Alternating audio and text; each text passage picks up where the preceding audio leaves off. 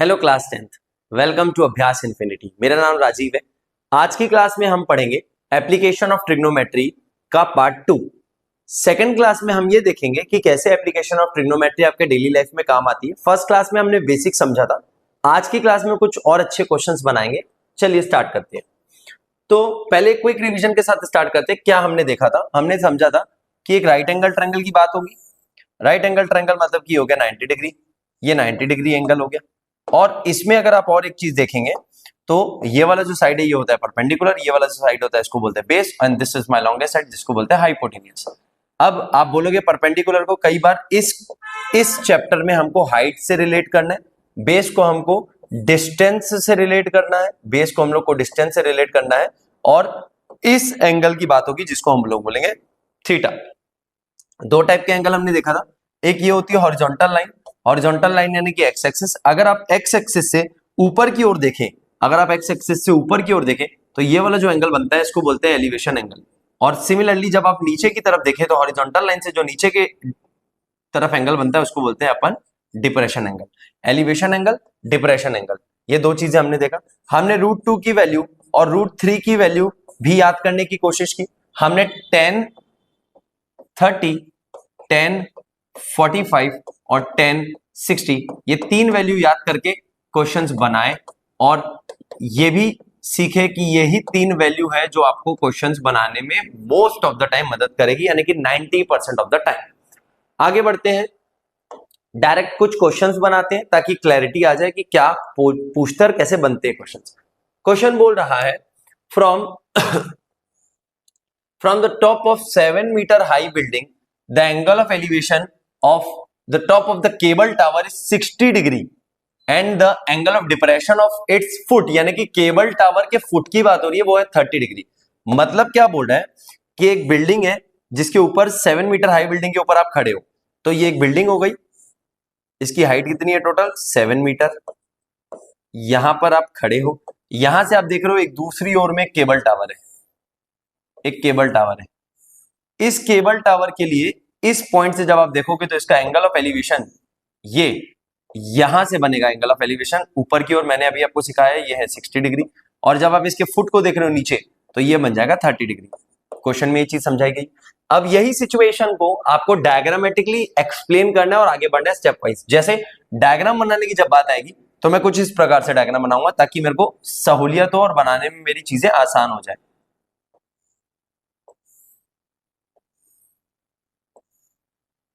अब ये 7 मीटर है, this will also be equal to 7 metre क्योंकि ये पैरेलल साइड से।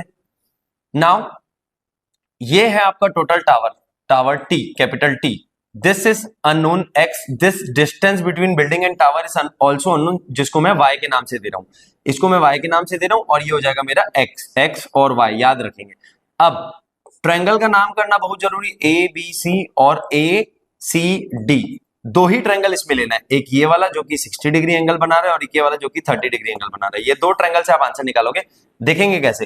पहला क्वेश्चन अगेन मैं पूरा स्टेप वाइज बताऊंगा आपको ताकि आपको समझ में आए कि करना क्या है। दो ट्रायंगल लेना है, एक लेना है ए बी सी और एक लेना है ए डी सी। ये दो ट्रायंगल की बात करेंगे, ध्यान से समझेंगे। tan थीटा लगाना है, tan थीटा, थीटा यहाँ पे क्या दिख रहा है फर्स्ट वाले ट्रायंगल में एबीसी में 60 degree. tan 60 is equal to perpendicular by base, तो परपेंडिकुलर क्या है मेरा x और बेस क्या है मेरा y, x बाय y। यहां से tan 60 की वैल्यू √3 में पुट कर दूंगा x बाय y, y को उधर भेज दूंगा तो आ जाएगी x की वैल्यू जो कि होगा √3 टाइम्स ऑफ y। ये हो गई मेरी क्वेश्चन नंबर 1, इसको मैं याद करके सेव कर लूंगा। यहां पर रखते हैं एडीसी, ये वाले ट्रायंगल की बात करेंगे, ये वाले ट्रायंगल की बात करेंगे। यहां पे अगेन लग जाएगा tan थीटा यानी कि tan 30 degree is equal to perpendicular 7। पहले स्टेप में अगर आप 7 नहीं भी लिखोगे आप नाम लिख दो CD बाय AC, ये नाम लिखेंगे। tan 30 की वैल्यू होती है 1/√3। CD को मैं बोल दूंगा किसके बराबर? 7 मीटर के बराबर। AC को मैं किसके बराबर बोल दूंगा? y के बराबर, y के बराबर। अब ध्यान से देखिए, क्या मुझे डिस्टेंस निकालने बोल रहा है? क्या टावर और बिल्डिंग के बीच की दूरी? नहीं, मुझे x निकालने बोल रहा है। इस इक्वेशन को मैं कुछ इस प्रकार लिख सकता हूं, ध्यान से देखेंगे, y is equal to x/√3, या फिर अगर आप इसमें y इधर भेजोगे √3 नीचे भेजोगे तो इस फॉर्म पे आ जाएगा। अब मैं इसको इक्वेशन बोल रहा हूं, इसको इक्वेशन 1 बोल रहा हूं। तो ये हो जाएगा मेरे लिए इक्वेशन 1, जिसकी वैल्यू मुझे यहां सब्स्टिट्यूट करनी है। अब जब y इधर आ जाएगा तो y by root 3 is equal to 7। Getting it?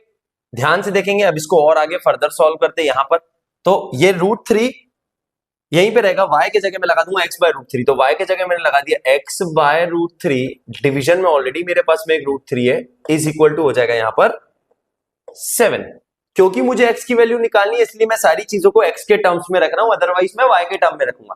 इसको आप मान लोगे, let C B be x A C be y, ऐसा मानते हो।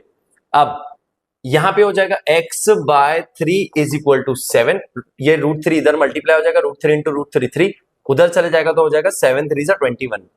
तो मेरा x की वैल्यू आ गई 21 मीटर, x की वैल्यू आ गई 21। मुझे बताना है टावर की height, what is the height of tower? तो बोलोगे BC प्लस CD। BC मैंने अभी निकाल लिया, x जो कि 21 है, प्लस CD मेरा 7 था, टोटल हाइट हो जाएगी 28 मीटर्स, हाइट ऑफ टावर। यहां पर जब आप स्टार्ट करोगे, आप इस डायग्राम को बनाने के बाद यहां पर मैं एक लाइन लिख दे रहा हूं, let BC is equal to x and AC is equal to y। ये मैंने माना है, ये मैंने लिख दिया यहां पर। ये चीज लिख के स्टार्ट करोगे, ऐसे आप सोल्यूशन लेके आओगे। नेक्स्ट क्वेश्चन से जरूरी नहीं है कि हम आपको ईच एंड स्टेप वाइज समझाएं, कंसेप्ट क्या लगना है वो जरूरी है समझना, लगना कैसे है वो समझेंगे, ना कि पूरा प्रॉपर वे। प्रॉपर वे मैंने आपको फर्स्ट क्वेश्चन में करा दिया, नेक्स्ट क्वेश्चन से हम थोड़ा फास्ट जाएंगे। चलिए आगे बढ़ते हैं। A man stands on a cliff, observes a boat, an angle of depression 30 degree। 30 degree उसने एक बोट को देखा, depression angle, which is approaching to the shore to a point exactly beneath the observer, यानी observer के just नीचे, with a uniform speed। 10 minute later, 10 minute बाद, the angle of depression of the boat is found to be 60। ठीक है, total time taken by the boat to reach the shore. ठीक है, समझते हैं डायग्राम के साथ। सीधा आदमी यहां खड़ा है, let the height of the cliff be h मान लेंगे। पहले उसने एक बोट को देखी, वो यहां कहीं पे थी, ये एंगल कितना बन रहा था 30 डिग्री। फिर 10 मिनट बाद बोट यहां पर आ गई, तो फिर एंगल कितना बन रहा था, ये पूरा एंगल 60 डिग्री। क्वेश्चन में यही बोल रहा है। और फिर ये आएगी इस पॉइंट पे, इस पॉइंट पे जो वेरिएबल है उसको, अगर ये मेरा एंगल 30 डिग्री है तो ये भी एंगल कितना होगा 30 डिग्री, ऑल्टरनेट इंटीरियर एंगल। अगर ये 60 है तो ये भी कितना हो जाएगा, डबल लाइन 60, तो ये क्या हो गया 60। दो ट्रायंगल पकड़ना है, दोनों ट्रायंगल की बात करेंगे, ध्यान से देखना, ट्रायंगल ABC और ट्रायंगल ABD। सबसे पहले तो बहुत इजीली पकड़ लेंगे in triangle ABC।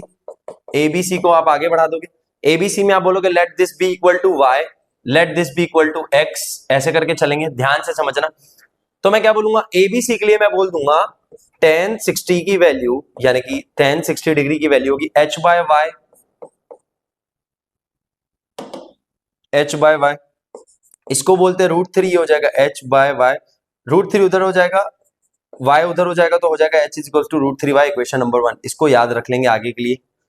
In triangle पूरा ABD, फुल बड़ा वाला ट्रायंगल, इसमें देखेंगे तो लगाओगे tan 30 is equal to perpendicular h by पूरा बेस यहां से यहां तक, तो हो जाएगा x प्लस वाई। क्या हो जाएगा, x प्लस वाई। अब tan 30 की वैल्यू होती है 1 by root 3 is equal to h by x plus y. ये रूट 3 उधर चले जाएगा तो हो जाएगा रूट 3 टाइम्स ऑफ h, और ये x प्लस वाई इधर आ जाएगा। एक स्टेप और देखते हैं आगे, एक स्टेप और देखते हैं आगे यहां पर। तो ये h की वैल्यू ऑलरेडी क्या है, रूट 3y, क्या है रूट 3y, तो मैं सब्स्टिट्यूट कर दूंगा x प्लस y की जगह y, h की जगह क्या लगा दूंगा, रूट 3y, तो root 3 into root 3 3y, x plus y, ये y उधर जाके माइनस हो जाएगा, तो 2y is equal to x। ये एक और रिलेशन आ गया x और y के बीच में, जिसको मैं इक्वेशन 2 बना के याद कर लूंगा। अब क्वेश्चन में देखते हैं, टाइम बताना है। अभी तक तो हम डिस्टेंस की बात कर रहे थे, अब टाइम आ गया, ठीक है कोई बड़ी बात नहीं है। Speed is equal to distance upon time, आप पढ़े हो फिजिक्स में क्लास 9th में। अब यहां से क्या मैं बोल सकता हूं, distance will be equal to speed into time, बिल्कुल होता है। तो यहां से यहां तक की दूरी में क्या आप मुझे बता पाएंगे कितना टाइम लगा था, दे दिया यहाँ पे 10 मिनट्स लगा था, तो यहाँ पे टाइम तो हो जाएगा 10 मिनट।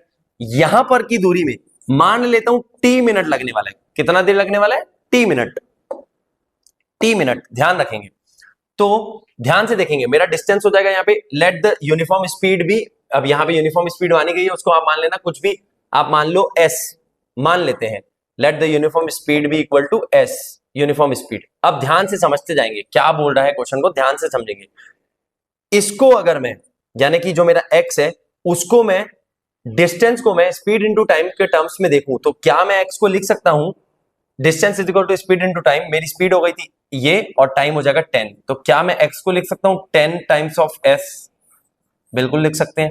अब y को मुझे क्या लिखना है, ध्यान से देखेंगे तो y को मैं बोलूंगा यहां पे टाइम t है, अननोन है, और स्पीड भी अननोन है s, तो क्या मैं इसको बोल सकता हूं s इंटू टी, ये भी अननोन है, ठीक है, हो जाएगा। अगर मैं इसकी वैल्यू यहां लगा दूं इक्वेशन नंबर 2 में तो आपका आंसर आता दिखेगा 10s is equals to 2 times of s t। अब ये s जब इधर जाके डिवाइड होगा तो ये कट जाएगा, तो 2t इज इक्वल टू 10, तो t की वैल्यू यहां से आ जाएगी 5 मिनट। यहां से t की वैल्यू आपके पास में आ गई 5 मिनट। क्या आपको 5 मिनट बताना था ना, आपको बताना था यहां से पूरा दूरी में कितना टाइम लगा, तो आप बोलोगे t प्लस 10, तो आपका टोटल टाइम हो जाएगा, total time is equals to t plus 10 minute पहले का यानी कि 5 और 10, 15 minutes total time to reach the shore. अगर उस पॉइंट से शोर पे पहुंचने का टाइम पूछता तो 5 मिनट, टोटल टाइम पूछेगा तो हम क्या बोल देंगे 15 मिनट। खत्म, आगे बढ़ते हैं, नेक्स्ट क्वेश्चन में चलते हैं। The angle of elevation and the angle of depression of the top and bottom of a tower from a top of a building 60 metre high, 60 metre high. अब मैं तुम लोगों को शॉर्टकट में ही चीजें बताऊंगा ताकि हमको आंसर निकालने में आसानी हो और फटाफट हमारा आंसर बनता चले जाए। सेम क्वेश्चन अभी हमने बनाया कुछ इस प्रकार से, ये 60 तो ये भी 60, अभी 7 मीटर आपने बनाया, सेम 60 लेना है। ऊपर का एंगल ऑफ एलिवेशन बोर्ड है 30, नीचे का एंगल ऑफ डिप्रेशन बोर्ड है 60, ये 60 है तो ये भी कितना हो जाएगा 60। ऊपर वाले ट्रायंगल में इसको मान लेंगे y, इसको आपको टोटल हाइट ऑफ द, क्या बोल रहे हैं आपको, find the difference between height of the building, दोनों बिल्डिंग के बीच की हाइट का difference, and the distance between them, यानी कि ये, तो इसको मान लूंगा y, इसको मान लूंगा x। अब आपको चलना है टोटल, यहां पर ध्यान से देखेंगे, जब मैं 30 डिग्री पकड़ूंगा, जब मैं इसकी बात करूंगा tan 30 की, तो मैं tan 30 में क्या लिख दूंगा परपेंडिकुलर यानी कि y बाय बेस, बेस यानी कि मेरा हो जाएगा x, y बाय x, तो मेरा यहां से tan 30 की वैल्यू होती है 1/√3, यहां से आ जाएगा y बाय x, x इधर चला जाएगा, √3 उधर चला जाएगा, तो x is equal to √3 times of y, ये आ गया मेरा यहां पर।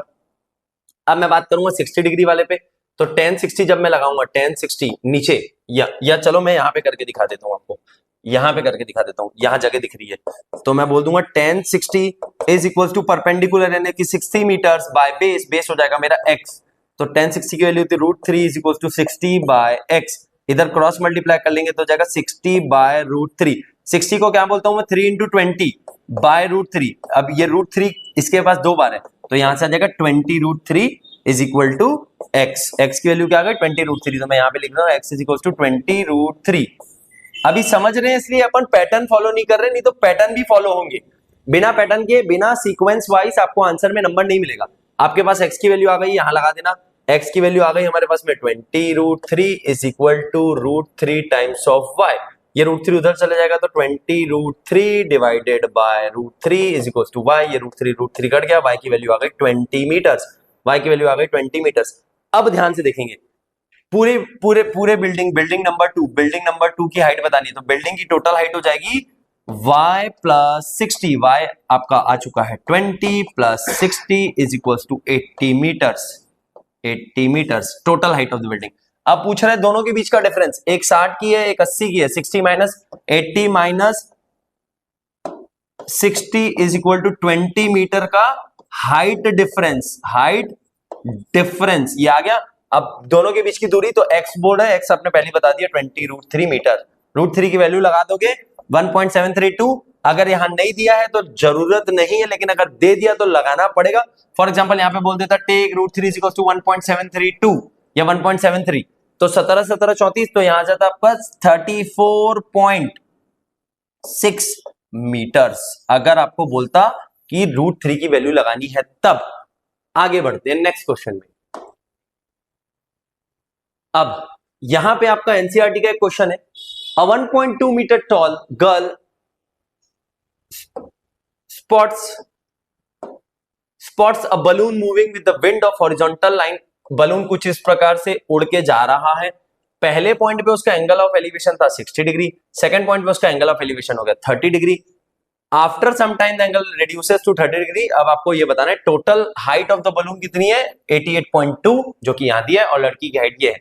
सिंपल से डायग्राम में ही आपको चीटिंग कर लेनी है ताकि आपको समझ में आ जाए। मान लेता हूं ये 1.2 है और ये टोटल बलून का जो हाइट था वो था 88.2। अगर मैं यहां से पूरी लाइन खींच दूं, ये 60, ये 30, ये नीचे वाला 30, ये ऊपर वाला 60। अगर मैं आपको बोल दूं 88.2 में से ये 1.2 माइनस हो गया तो बचा कितना, 87। ये याद रखना। अब इस डायग्राम को दोबारा बनाऊंगा और 1 मिनट के अंदर सॉल्व करूंगा, क्योंकि यहीं पे एक ट्रिक था जो बच्चे समझ नहीं पाते हैं, या फिर कई बार बोलूं तो गलती भी हो जाती है। कुछ इस प्रकार से एक बार बन रहा है 30 डिग्री, एक बार बन रहा है 60 डिग्री।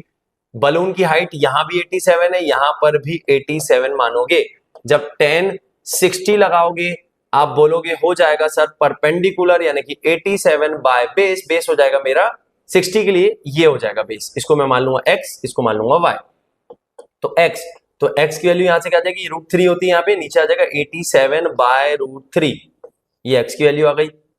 उधर में लगा देंगे 10 30 is equal to perpendicular by base. Base हो जाएगा पूरा x प्लस y। ठीक है सर, पूरा। आपको y बताना है, डिस्टेंस ट्रेवल्ड इस पॉइंट से इस पॉइंट तक टोटल, तो y ही बताना है बस। This is what you have to find.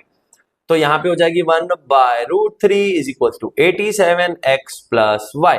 आपको y बताना है तो x की जगह में ये लगा दूंगा तो डायरेक्ट मेरा y आ जाएगा। ध्यान से देखना, इसी चीज को सॉल्व करना है।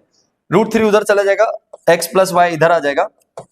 87 √3, x की वैल्यू यहां से मैं सब्स्टिट्यूट कर दूंगा, उधर जाके x माइनस हो जाएगा।